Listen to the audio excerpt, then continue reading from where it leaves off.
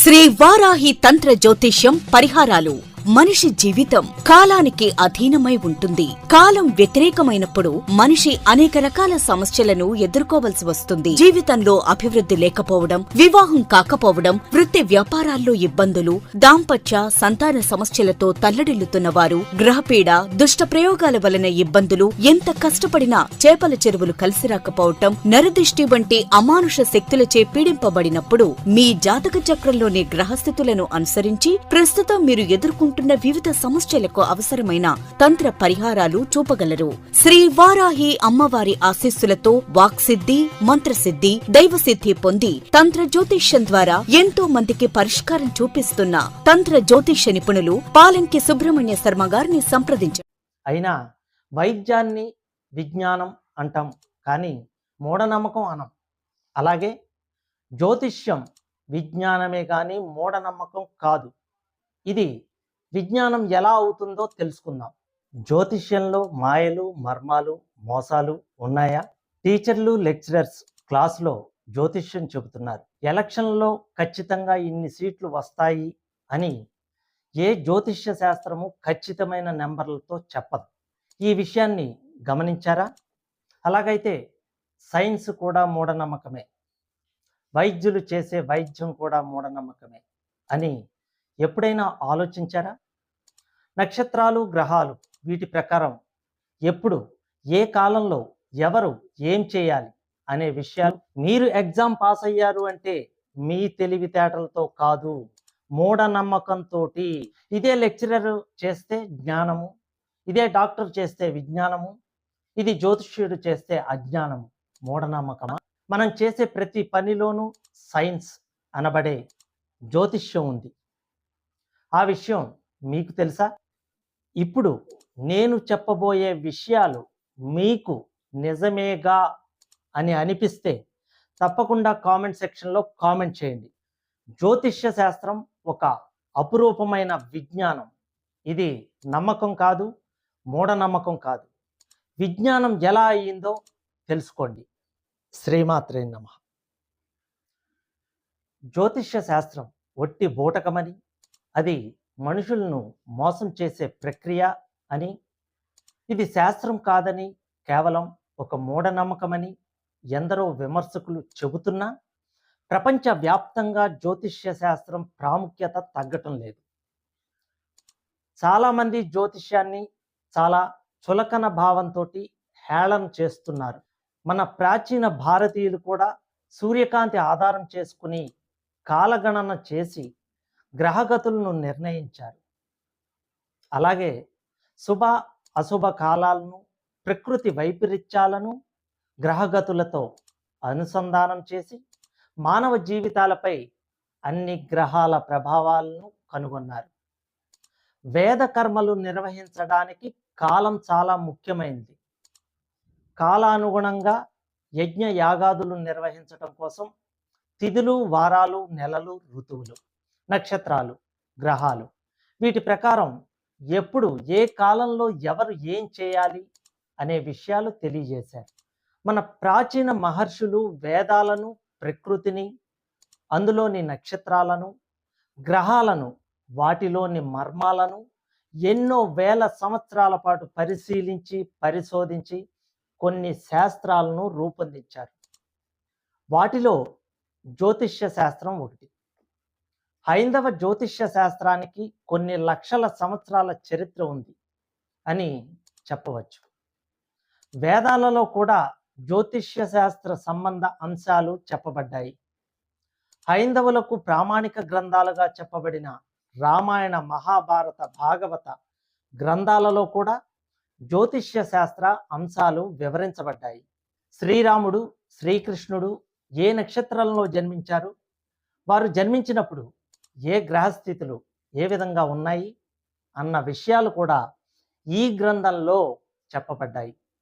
బృహత్పరాశర హోర శాస్త్రమును హైందవ జ్యోతిష్య శాస్త్రానికి పునాదిగా చెప్తారు. అసలు జ్యోతిష్యంలో ఏముంది? ఈ జ్యోతిష్యం అంటే ఏంటి? అది మనిషికి ఏ విధంగా ఉపయోగపడుతుంది? ఇది కరెక్టా కాదా అన్న విషయాలు కూడా తెలుసుకోవడానికి ప్రయత్నించరు. కానీ ఇది మూఢనమ్మకం అని మోసం చేస్తున్నారని చాలామంది భావిస్తూ ఉంటారు. కొందరు చేసే తప్పుల వల్ల శాస్త్రమే తప్పు అంటే ఎలా? అలాగైతే సైన్స్ కూడా మూఢనమ్మకమే, వైద్యులు చేసే వైద్యం కూడా మూఢనమ్మకమే. మీరు చదివిన చదువుల్లో కొన్ని థియరీలు, కొన్ని ఫార్ములాలు నిరూపితం కానివి ఉన్నాయి. గుడ్డిగా మూఢనమ్మకంతో చదువుతున్నారు. ఇది మీకు మూఢనమ్మకం అనిపించదు. ఎందుకంటే నిరూపితం కాని ఫార్ములాలతోటి చదువుకుంటే మంచి ప్యాకేజ్ తీసుకోవచ్చు. కాబట్టి ఒకవేళ ఎవరైనా ఈ ఫార్ములాలు, థియరీలు ఇందులో ఇది కరెక్టు, ఇది కరెక్ట్ కాదు అని దాని మీద రీసెర్చ్ చేస్తే, ఎవరైనా అలా చేస్తే అతను ఆ విషయాన్ని ఎవరికీ చెప్పే అవకాశం ఉండదు. ఎందుకంటే అతను ఒక సైంటిస్ట్ అయ్యి హై రేంజ్లో ఉంటాడు. జ్యోతిష్యం గురించి తెలుసుకునే ముందు ఈ విషయం కరెక్టే అనేవాళ్ళు కామెంట్ సెక్షన్లో కామెంట్ చేయండి. అసలు జ్యోతిష్యం ఎలా పుట్టిందో క్లియర్గా అర్థమయ్యేలాగా తెలియజేస్తాను. స్కిప్ చేయకుండా పూర్తి వీడియో చూడండి. మీరు చెప్పింది కరెక్టే అనేవాళ్ళు ఖచ్చితంగా కామెంట్ సెక్షన్లో కామెంట్ చేయండి. జ్యోతిష్యం వేదాంగాలలో ఒకటి. వేద పురుషునికి కన్ను వంటిది. అంటే వేదాలను అధ్యయనం చేసేటప్పుడు వేదాంగమైన జ్యోతిష్యంలో ప్రావీణ్యం ఉండాలి. ఆ శాస్త్రాలలో చెప్పిన అంశాలను కల్పనలుగా కొట్టిపారేయకూడదు.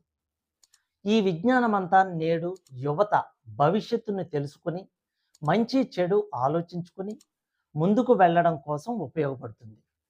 ఈ జ్యోతిష్యంలో మాయలు, మర్మాలు, మోసాలు ఏమీ లేవు. మీకు క్లియర్గా అర్థమయ్యేలాగా చెప్తాను. ఇది కూడా ఒక విజ్ఞానమే. జ్యోతి అంటే వెలుగునిచ్చేది అని అర్థం. నేను చెప్పే విషయాలు మీకు నిజమేగా అని అనిపిస్తే తప్పకుండా కామెంట్ సెక్షన్లో కామెంట్ చేయండి. మనం చదువుకునేటప్పుడు ఒక గైడ్ కొనుక్కునే చదువుకునే వాళ్ళం.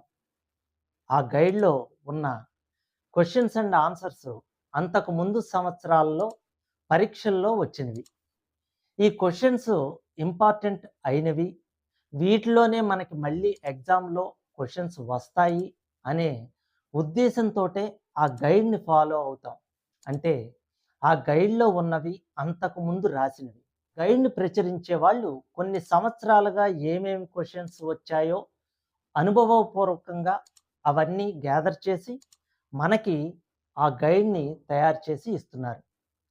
వాళ్ళు ఖచ్చితంగా ఇదే క్వశ్చన్స్ వస్తాయని చెప్పరు. ఇలాంటివి వచ్చే అవకాశం ఉంది అని చెప్తారు. మనం ఆ గైడ్ మొత్తం బాగా చదువుతాం. మ్యాక్సిమం అందులో క్వశ్చన్స్ మనకి రావడం జరుగుతుంది, లేదా రాకపోవడం జరుగుతుంది. ఆ గైడ్ ప్రింట్ చేసిన వాడు జోష్యం చెప్పినట్ట, విజ్ఞానంతో ఉన్నట్ట, అక్కడ పూర్వ అనుభవాల మీద చెప్పే విషయాలు ఉంటాయి. భవిష్యత్తును తెలిపే జ్యోతిష్యం కూడా అనుభవాల మీద ఆధారపడి ఉంది. ఈ విషయం కరెక్టా కాదా అని ఆలోచించేవాళ్ళు ఖచ్చితంగా కామెంట్ సెక్షన్లో కామెంట్ చేయండి. ఒక వైద్యుడు చేతినాడిని రోగి యొక్క రక్త నమూనాలను పరిశీలించి అందులో తెల్ల రక్త కణాలు విపరీతంగా ఉన్నట్లయితే ఆ రోగికి క్యాన్సర్ ఉండే అవకాశాలు ఉంటాయని భావిస్తాడు. ఒక రోగి రక్త నమూనాలో తెల్ల రక్త కణాలు చాలా తక్కువగా ఉన్నట్లయితే ఆ రోగికి క్షయ వ్యాధి ఉండే అవకాశాలు ఉంటాయని ఆ వైద్యుడు అంచనా వేస్తాడు. ఆ విషయాన్నే రోగికి తెలియజేస్తాడు. ఆ వైద్యుడు చెప్పే జోస్యాన్ని మూఢనమ్మకం అని అనకూడదు. ఎందుకంటే ఎన్నో ఏళ్ల పాటు రోగుల్ని పరిశీలించి ఆపై ఏ లక్షణాలు ఉంటే ఆ రోగికి ఏ రోగం ఉంటుందో ఆనాటి ఋషులు, మహర్షులు ఎన్నో ఏళ్ల క్రితమే ఆయుర్వేద గ్రంథాలలో రాశారు. వైద్యులు రోగి యొక్క లక్షణాలను పరిశీలించి రోగ నిర్ణయాన్ని చెబుతారు. దీన్ని మనం మూఢనమ్మకం అని అంటామా? కొంతమంది రోగుల్ని సరిగా అనాలిసిస్ చేయలేని డాక్టర్లు ఉన్నారు. వారు రోగ నిర్ధారణ చేయక కాలయాపన చేస్తూ రకరకాల మందులు వాడిస్తూ ఉంటారు. అలాంటి వాళ్ళ వల్ల ఎన్నో ప్రాణాలు కూడా పోయాయి. అలా అని డాక్టర్లు చేసే వైద్యాన్ని మూఢనమ్మకం అని చెప్పగలుగుతామా? ఎవరో ఒక డాక్టర్ సరిగ్గా వైద్యం చేయలేదని మొత్తం డాక్టర్లందరినీ మీ సైన్స్ పనికిరాదు అని చెప్పగలమా?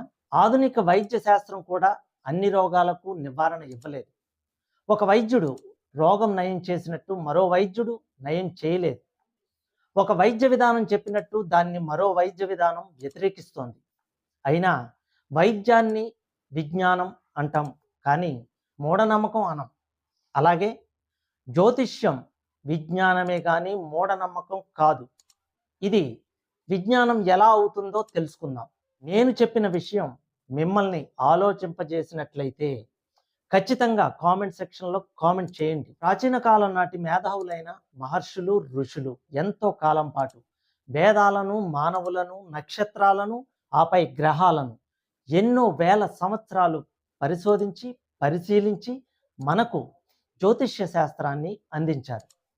ఒక పిల్లవాడు పుట్టిన దగ్గర నుండి పెద్ద అయ్యే వరకు ఏ నక్షత్రంలో పుట్టాడు, ఏ తిథిలో పుట్టాడు, ఏ గ్రహం ఎక్కడ ఉంటే వీరి జీవితం ఎలాంటి మార్పులు వచ్చాయి, ఏ గ్రహం వల్ల ఇతను జ్ఞానవంతుడవుతున్నాడు, ఏ గ్రహం వల్ల ఇతడు అజ్ఞానవంతుడవుతున్నాడు, ఏ గ్రహం వల్ల రోగగ్రస్తుడవుతున్నాడు గమనించేవారు.